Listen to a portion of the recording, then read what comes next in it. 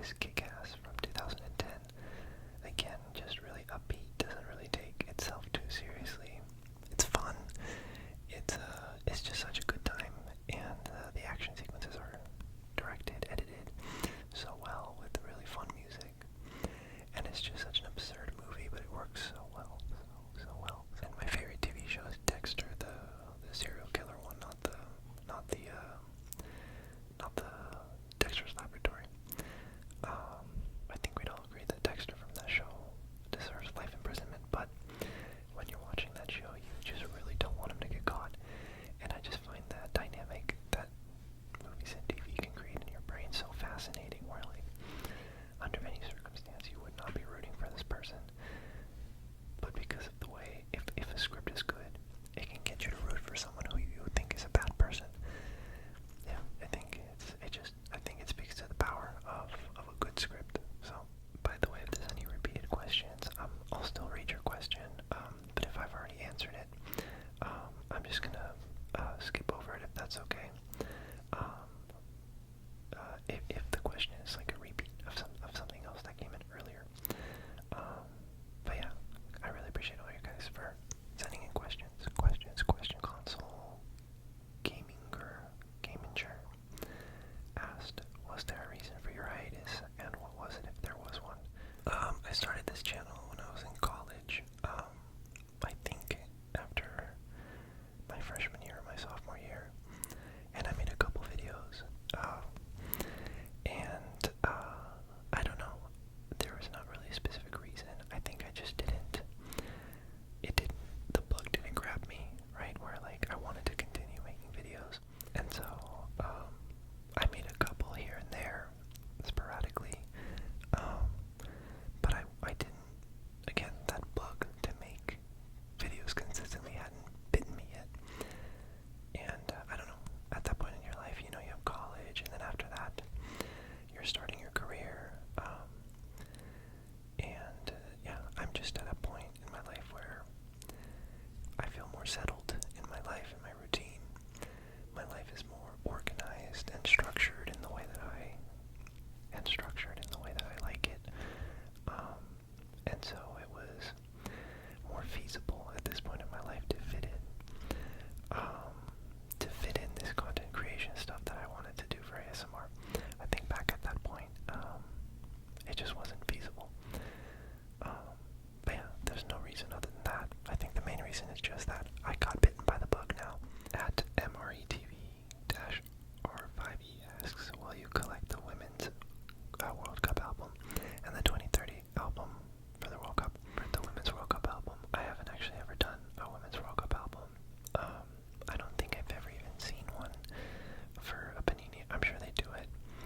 I think it's just the distribution for those, unfortunately, isn't as widespread, so I've never actually, like, organically come across one at, like, a Walgreens or in Paraguay, you know, at, like, a convenience store or supermarket, which is where they normally sell. But now that you mention it, honestly, I hadn't really thought about it. I've always just done the Men's World Cup, and that's just kind of been my tradition, but why not? Honestly, it sounds like fun.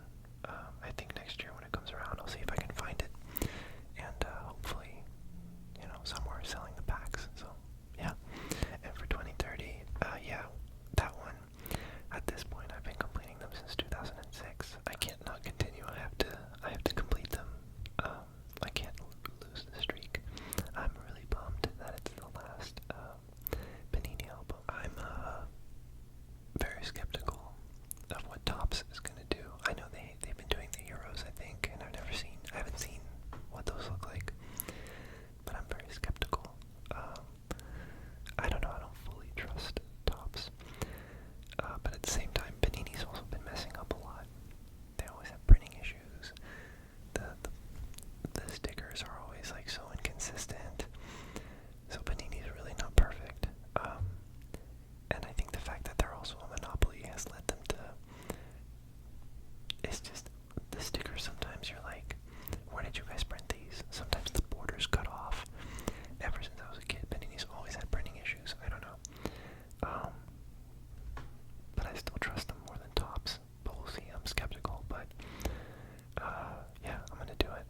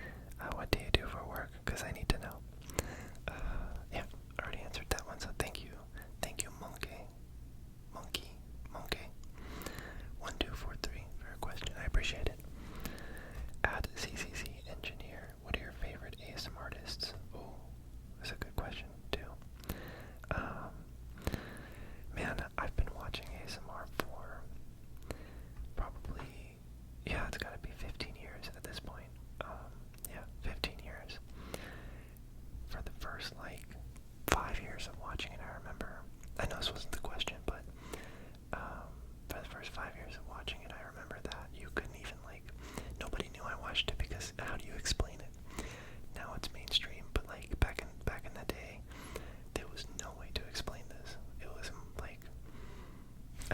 I don't know. How do you explain what this is to someone who doesn't already kind of understand the context of it? You know, I remember the turning point was when the Fine Bros released their YouTubers React to ASMR video. That moment was wild because I was like, oh my god.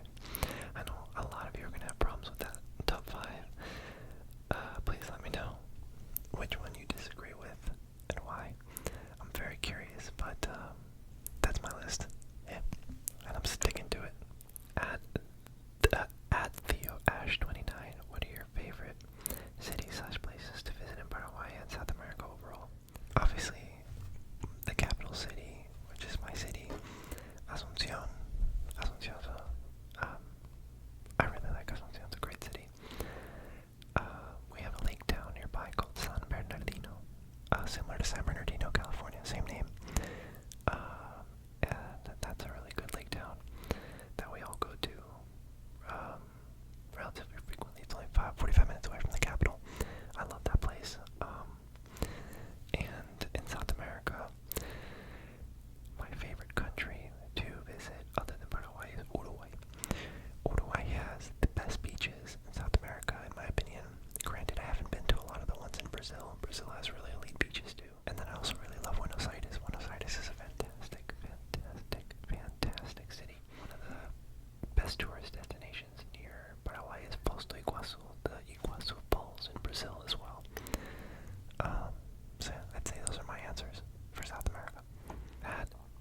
At AceVexStore56 asks, why did you come back to post videos after a long break? And why did you take the long break? Yeah. I think, I answered that one earlier. So thank you, AceVexStore56, for your question. I really appreciate it. At JohnMT asks, Q&As are my favorite. Thank you. Happy to hear that. Here's a handful of questions to add into the mix. What is your favorite place you visited? Do you have any siblings? What is your favorite snack food? If you were a piece of furniture, what would you be and why? Alright, favorite place. You know, in a weird way, this is going to be the most random answer. I think if I had to choose my favorite place in the world, the Boston Common.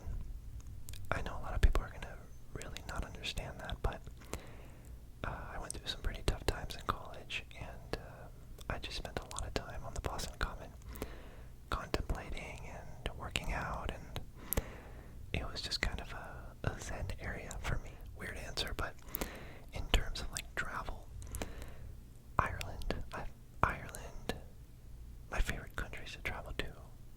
I've only been to the Americas, Europe, and China, so I haven't been to Africa yet, even though my fiance is from South Africa, so that trip is pending. And any other place in area? Oh no, I've been to South Korea for one night. My favorite places are China, Ireland, and Belgium. China, self-explanatory. China's incredible for so many reasons. Best food in the world. Ireland, the people in Ireland are similar to Paraguay, where they're very open, they're very hospitable, they're very warm, friendly. And I did a study abroad, and Ireland is where I met my fiance. So Ireland is a very special place in my heart. And then I have really good friends from Belgium, and I've visited lots of places in Belgium, and that country is just so much fun. Everyone is so nice, and I like countries with nice people, with warm, open people. Those tend to be the kind of countries I gravitate to. And so I think the people in Belgium are like that as well. They're maybe not as animated as Latin America or Ireland, but they're still like they're more low key in their personalities, but they're still warm. They're still really friendly. So yeah, I'd say those three countries are probably my favorite. What's your favorite snack food? Pizza. I don't know if that counts as a snack food, but that's my favorite food. Pizza. Or donuts. Donuts. If you were a piece of furniture, what would you be and why? Anything that you use to organize. Again, this kind of helps in my job, and I'm a very, very organized person. And I love storing information, useless information. So maybe a bookshelf. We'll go with a bookshelf. Something that you use to organize and store information. We'll go with a bookshelf. Thank you at JohnMT for that question. Thank you. At Guy Aldridge Q&A. What's your thoughts and opinions on FIFA trying to sell shares and distributing? I presume that says UEFA. Well, basically, Guy Aldridge is asking about the FIFA forward plan. Yes, I have thoughts. I'm incredibly disappointed. I'm very upset. Gianni Infantino is a megalomaniac, and he needs to go. I just don't. I don't like how much power the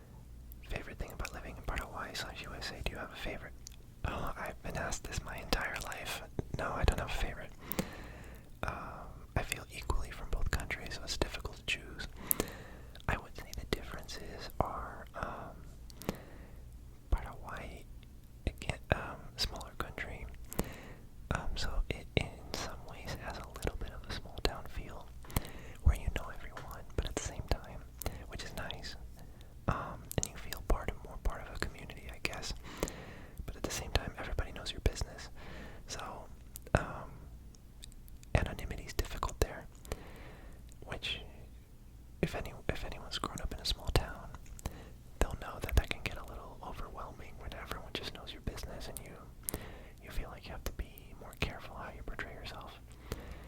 And so that aspect always kind of got to me a little bit.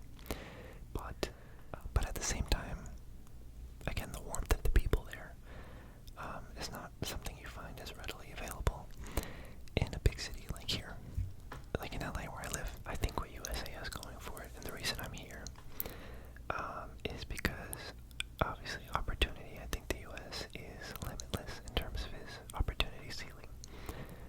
Paraguay in some ways feels like it's capped. And I think that's changing. We're really starting to change a lot. And we're growing economically. But yeah, the opportunity cap in the US is almost limitless, I think. And so that I think is my favorite part of the US, other than like, some of the modern conveniences that Paraguay still doesn't have, which every year is less and less. Paraguay at this point is super modern, a lot more modern than it was when I was a kid. I'd say the US is plentiful opportunities where you feel like you could, if you work hard enough, you could get anywhere, which I know is not 100% true, but more so than in other countries. And I would say more so here than in Paraguay, unfortunately. But that's, I think, my favorite part of the US. At GGMU 42, what are the biggest differences you experienced growing up in both Paraguay and in the US? Yeah, that's the same question, so thank you so much. GGMU 42, I appreciate your question, thank you. At Prince Caspian 9423, which World Cup do you view differently in hindsight? I'm going to presume that, I guess the only World Cups I can view in hindsight differently are the ones I've watched. So since 2006, maybe the 2006 final. At the time, keep in mind I was like 8. Was I 8? Yeah, 8. Was I 8? Yeah, 8. I think I was 8. I was rooting for Italy in the final, only because they had a blue jersey, and blue is my favorite color. In hindsight, I should have rooted for France. I didn't know the whole, like, Zidane's last dance. I didn't know anything about Zidane at that point. I had just learned about him that tournament, and they were wearing white, and Italy just happened to be wearing blue, and I was like, I love blue. I'm gonna go with the blue team. So I was shook when Zidane headbutted, but at the same time I was like, oh, that'll give Italy a better chance. But after I learned what Materazzi said, I regret rooting for Italy. I'm sorry to any Italians. In hindsight, I wish I had rooted, again, I was 8, but I wish I had rooted for Zidane, and, but maybe that's it. I'm also not unhappy that Italy won. I'm unhappy that Materazzi won. That I am unhappy about. I don't think he deserved to win after what he said, but at the same time, Zidane's reaction was ridiculous. I understand why he did it, but it's a World Cup final, yeah, maybe that, I'd say, is the answer. At Prince Caspian 9423 asks, if aliens landed and asked, what is football? Which World Cup match would you show them? 2022 final. That is cinema. My fiance watched that